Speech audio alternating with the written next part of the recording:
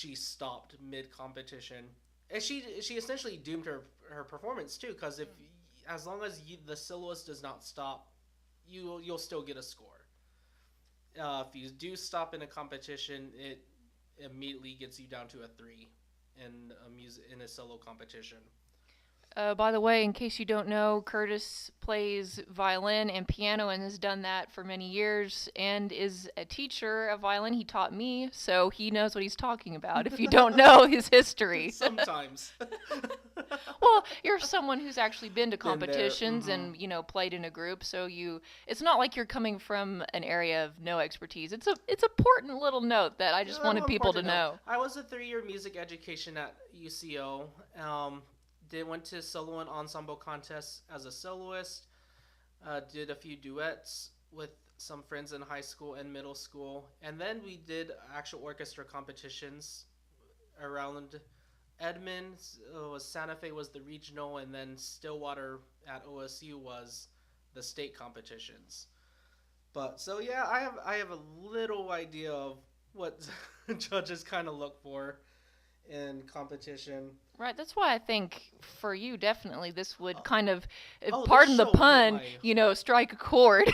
So the backstory on why I even started watching the show, and I was watching a top 10 anime opening list for 2014, 2015, and I heard the song and I was looking at the opening animation. I got really excited, like, is there seriously an anime about music competition soloists?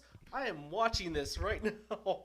And that is more of a secondary flavor of the show. It's more of a set piece, but I still liked what they did incorporate. I think it is a very interesting scenario to have high school students depicted in anime. It is very cutthroat. It can be, um, and there is really deep rivalries sometimes with classmates, other kids across the city, about, hey, I do want to be the best player on this instrument. I do want to be the best pianist. I want to get that first chair in orchestra and beat out this person. Because they might have a mom like Kosei. Yeah.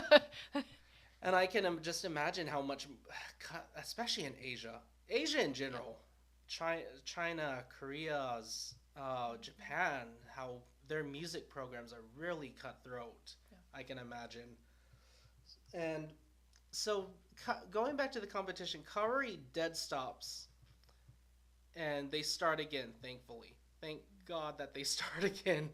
I'm just cringing in my seat, like, oh, honey, why'd you stop? Oh no, you guys have got to start again. So they end up finishing the song. It is wonderfully recorded songs, very beautifully done performances of these classical pieces. I love that the soundtrack stayed a mixture of classic piano, and when it did use classical pieces, it was really well done, and it mixing in some modern instrumentation here and there and some effects. Um, After the performance, they do get a standing ovation because when Kosei, he stops depending on the music. He can't read the notes anymore. He can't hear his sound, but he can hear Kaori. He can feel. He can hear her. So he's as gifted as he is. He's able to continue playing without reading the music or even hearing what he's doing. Um, so she obviously doesn't make it past this round again, and she faints walking off the stage. Her legs collapse underneath her, and when she wakes up again, she's in the hospital. um, and it's just like, whoa, this is the first time, like, I don't think this is an anime about solo ensembles anymore. Well, I kind of came into it with there's so many spoilers out for this series. I mean, every review or everything that's been ever done on it, it says you're gonna cry, and obviously when they tell you you're gonna cry, you know that someone's gonna die. And see, what's funny is when I went into this, I went off of, oh, that opening looks cool, so I'm going in blind duck, thinking the show's gonna be one way, and I like the direction that it went. I really did not see it coming because I had naively stayed Well, okay, Your Lie in April are those kind of shows that are not in my wheelhouse. I look for mainly shonens. I'll do a lot of research on fighting series, so I'll know what's going on. I'll know this one. Oh, the opening looks cool. I want to watch it, and know nothing else about it. So it definitely caught me off guard that she fainted. She wakes up, acts, oh, everything's fine. It was just an accident. It's not going to happen again. And hey, let's do another competition together. And at this point, Kosei's like, okay, we'll do it again. He's actually open to playing piano again, which I really like. From within a span of one, not wanting to have anything to do with music again, to okay, what do you want to play? And she picks a song called "Love's Sorrow." It's by Liebeslied. It's a violin solo with, of course, a piano accompanist. Kosei is absolutely like, no, pick something else. You have got to pick something else. And she's like, why? It's a wonderful song. I want to play this, and you're gonna play it with me. After much coaxing and stuff, he eventually agrees. "Ah, fine, I'll practice it. The reason why he is so important to the song was his mother would. It was her favorite song. It was Kosei's mother's favorite song. And let me give Kosei's mom a name. Her name is Saki Arima, and she is voiced by the wonderful, very talented Wendy Lee. Wendy Lee has voiced Faye Valentine and Yoriichi Shihoen, most notable that I know her from. And she is an absolute witch in this series. It is really great. It's really great. I love this performance by her because I've always seen Wendy Lee as that cool character. I've always seen her as Faye, very laid back. Um, I've seen it as Yoruichi is very similar to Faye Valentine, but just with a little twinge, tweak over the character. But Saki Arima, my goodness, you could not have two more opposite roles than Faye and Saki. But yeah, when Kosei was probably 4 or 5 growing up, this was the song she'd always play, and it was very comforting to him. He'd actually fall asleep under the piano listening to her play. Uh, so he finally agrees to play the song with her, and what's really interesting is the love story is you can tell Kosei really likes Kaori even from the very start, but it's like, oh, it's this girl that's dating my best friend. Great, that is perfect. He's completely oblivious to Tsubaki. Tsubaki absolutely loves Kosei, and when you grow up with someone that long, sometimes yeah, neighbors do end up getting married like that. I think it's a very sweet love story. It's it's a love triangle that I Yeah. think was handled very maturely and very well. Um, no one's trying to tear down each other like in a comedic love triangle. Yeah, often love triangles are done either very stereotypically or cheesy or very poorly, but yeah, this love triangle was I had no problem with it. A lot of times I'm like, "Oh god." But So this time it I want to wasn't. hear your take on that because every time kind of when I hear a love triangle, like, oh, here we go Mhm. again. What kind of shenanigans are Mhm. we in for? Mhm. Oh, you two are acting really. It's much more believable because oftentimes you will have a friend of yours that's going out with someone that you kind of like. You're kind of like, God, gee, I wish this was me and not this other person, you know. Mm-hmm. And he feels so awkward because he's the little glasses nerd, and then there's the sports guy who's the chick magnet, and he makes the comment of, you're a chick magnet and I'm not, so I'm gonna lose no matter what. Yeah. Mm-hmm. But he doesn't even get that actually. Funny enough for the sports guy is that both the cute girls in this are both crushing after Arima. I mean, they're both looking to The quiet him. Yeah, the introvert. quiet introvert. Mm-hmm. I kind of feel bad for the outgoing one in this one because really he's the one getting dumped. So yeah, I kind of I Watari takes it like a champ. I Yeah. appreciate his character of being a jock and just not being that complete alpha jerk. It's just like, yeah, Kosei's a great guy. He's a good person. I. It's like, what the heck, man? Why are you spending all this time with my girlfriend? What up with that, man? Yeah. And because Kaori spends a lot of time Yeah. with Kosei. Yeah. Unin, quote air quotes unintended. Um, Yeah, I'm calling friend A too. That's his title. so there's this one part. It happens early on. Watari's walking down the street. He's heading home from school, and Kaori's waiting for Watari. She waiting. She clearly knows that he's gone off doing Yep. something, and she's really waiting for Kosei. Mhm. Um, Going more into the competition, the second competition, after practicing, the day of the competition, flying shows up. Oh, there is another character that comes in. Her name is Hiroko Seto, and she was Saki Arima's best friend. Both of them were perform. I take it. I know that Hiroko Seto was a professional pianist that performed around the world. Um, she definitely went stateside because she's wearing an LA Dodgers shirt in one episode, and she married and had a child. I think Saki was going to be a professional pianist, but she settled down, had a family, and then she had this And to stop. horrendous Yeah. terminal illness and had to stop because of her condition. But Hiroko comes into town. She's almost a godmother character to Kosei.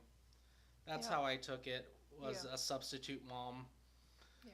So she comes in, helps Kosei get ready for the competition. She is actually really surprised. I thought you would never touch piano again. What's going on? Mhm. And it's the whole, well, Kaori showed up in my life and one thing led to another and I am playing piano again. Um so the day of the competition shows up. Kosei is waiting in the hallway and Kaori still has not shown up. She is completely absent from the competition. And Kosei has every right to, like, you know what? If my soloist doesn't show up, I don't even need to perform. I am gonna find her and strangle her and ask, "Hey, what's up, friend A? What's going on here?" And he's almost about to, until this little kid starts trash talking Kaori, who's not even there. Like, real example of being a class A gentleman. Just, oh, why does he even bother? She just shows up. She comes and goes when she wants to, and she's such a show off. And she doesn't even follow the score. He sounds very much like Kosei's mom and very early Kosei in the series. At this point, Kosei's been around Kaori so much, she's rubbed off on him. He's like, oh, you're absolutely right. She doesn't follow the tempo markings, but there's more to a performance than that, and I'm going to show you to shut you up. So he actually goes out in a violin competition as the piano accompanist to perform a solo duet with himself of Love Sorrow with no violin. The judges with the stick up their ass, they're like, oh my gosh, so unorthodox, and breaks his pencil. I love that part. And the more hippie judge, the more, this is new. He's kind of like, oh, this is different. I like this kid. I'm getting all that to happen. So he starts performing Love Sorrow on the stage by himself, and he's having a complete temper. A character even in the background sounds like he's having a temper tantrum on the piano keys, trying to work out his emotions on the piano at this time. And I love this episode. It's literally the episode is about midway through the series, and it is episode 13 called Love Sorrow. So it's halfway through the season, and Arima comes to peace with himself. He comes to peace with why his mom loved this song, why he loved this song. He can't hear the notes, he can't hear himself playing, but he has heard it so much from his mom. He haven't even asked, like, man, how would my mom play this song? and he remembers back to how sweet his mom was. His mom, up to this point, in every flashback, was depicted with black hair, gray, drawn, very dreary colors. And this was the first episode she was portrayed in a colorful light. And you actually get to see her before her illness took over. She actually was a sweet mother. I think so. I think she was a traditional tiger mom of overworking your kid, but before the illness made her lose her mind. And I think it going, implies that she was so she she wanted to leave him with the skill set he could use to kind of support yes, himself. That they kind of implied that where, you know, she wanted to leave him with something when he when she's expressed gone. interest in being competitive. She's like, "Oh, great, you don't want to be." She wasn't at first going to even encourage him to play No, piano it was until the he, friend that yeah, encouraged her to, hey, have you yeah. heard of your son? She didn't want to teach him until all of a sudden she's like, "Oh, I'm going to die, so he needs the skill set. I'm going to have to, he's going to have to play to the letter of the law in order to make this into something viable for his future." So I think it was more like, I'm going to basically beat you into something practical and whip Mm-hmm. you into shape so that when I'm gone, You'll be able to you'll be take care able of to take yourself. care of yourself. Um, there is a wonderful scene too, and it was a shocking scene when it happened initially in the series. Was she hits him with her walking stick, and his glasses fall off, and there's blood dripping on the sheet music, and you didn't get much context of it. Is it? Oh, jeez. Okay, I'd want to quit piano too Yeah. at that point. Uh, they go back to that scene, and the friend Hiroko, she's like, "You need to get a hold of yourself. You just hit your son till he started bleeding." And the mom's desperately trying to pick up the sheet music, and she's like, "This is all I can do. This is all I know how to do is teach my son how to be a pianist, to play everything. I never had the time to teach him to put passion into the music." And maybe then, just maybe, he can make this a living and take care of himself afterwards as he grows up. Um, Because his dad's pretty much out of the picture. His dad his works all the time and spends like zero time with him Yeah, my whatsoever. wife Heather was asking, well, where's the dad in anime? Where is the dad a lot of times in animes?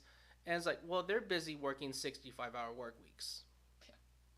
And that might even be the mom too, working 50 Yeah. plus hours too. And it's funny because that it's very realistic. Gaijin Goomba did a very wonderful video about Japan overworking themselves to death with 60. There, not to get too far off topic, but the suicide rate in Japan of getting overworked, working too many hours, it's alarmingly high. It's very sad and very scary, and I think it definitely needs to be tweaked or reworked in their culture. But overworking is a sign of honor for a company. It's an employee takes great pride of how many hours I've worked for my company. I'm very loyal to this company, even if it kills me. Uh, so yeah, the dad is completely out of the picture. He appears. You see a backside of him walking Kosei to the hospital room. I think that's all the screen time he gets. Yeah, I think he might have been in a van or a moving van. I think in one of the reviews it like pans into him in like one shot in a car, and that's like it. And it's like, wow, worst dad of the year award. Mm-hmm. But I love Sorrow episode because he finally gets his inner peace, and how they depict um Kaori playing and Kosei in this particular episode is visually there's like these sparkles when you hear a musician play something so beautiful, it's like the visualization of that. It's like, man, that just took my breath away. I cannot believe someone can play the violin like that. I actually had two friends I ever felt like that in high school growing up.